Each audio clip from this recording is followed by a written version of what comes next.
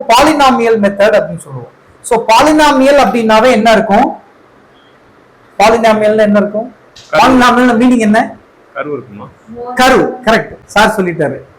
Curve. கர்வ்ங்கிறது எப்படி create ஆகும்? எந்த ஈக்குவேஷனா இருந்தாலும் பவர் அதிகமாக அதிகமாக அது பாலினாமியலா கன்வெர்ட் ஆயிரும். அவ்வளவுதான். நம்ம ஈக்குவேஷன் ஜெனரலா படிச்சிருப்போம். என்னது? x x square x cube போகும்போது அவ்வளவுதான். பாலினாமியல் இண்டெக்ஸ் வந்து அதிகமாகும் போது அதோட வளைவு வந்து நல்லா வளையும். எக்ஸலன்ட். இப்போ ஒரு ஸ்ட்ரெயிட் லைன் இருக்குன்னா இது ரெண்டு நோடு. அப்ப இங்க ஃபோர்ஸ் அப்ளை பண்ணா இங்க டிஸ்பிளேஸ்மென்ட் வந்துருது. அவ்வளவுதான், முடிஞ்சு போச்சு.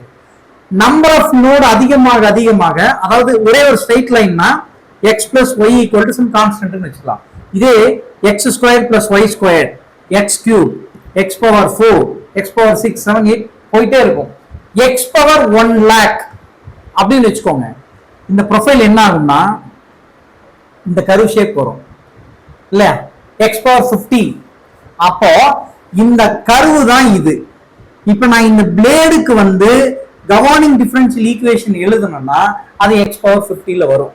இதெல்லாம் எழுத முடியுமா? நம்ம கஷ்டம், பண்ண முடியாது. பட் சாஃப்ட்வேர் டூல்ல வந்து அதை ஆல்ரெடி ப்ரீ டிஃபைன் பண்ணிருக்காங்க. நீங்க 2 லட்சம் 3 லட்சம் 5 லட்சம் எக்ஸ் பவர் 5 lakhs கூட you will get the equation. ரைட்டா? பட் நம்ம சால்வ் பண்ண முடியாது. Directly predefined equation which is available in the tool. முடிஞ்சு போச்சு. அதுக்கெல்லாம் கோடிங் எழுதி வச்சுட்டாங்க.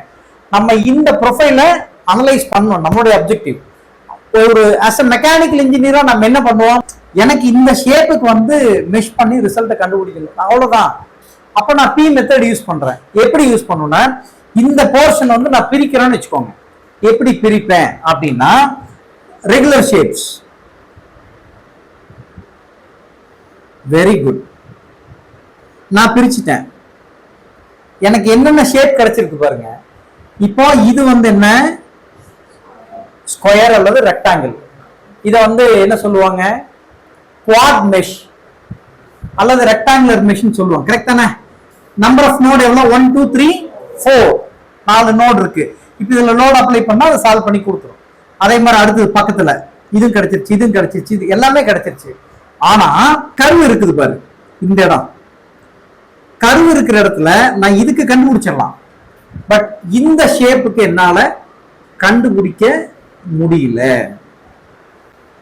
எனக்கு இந்த இடத்துல எவ்வளவு வெலாசிட்டி, எவ்வளவு பிரஷர் அப்படிங்கறத நான் கண்டுபிடிக்கணும். This is my requirement. ரைட்டா?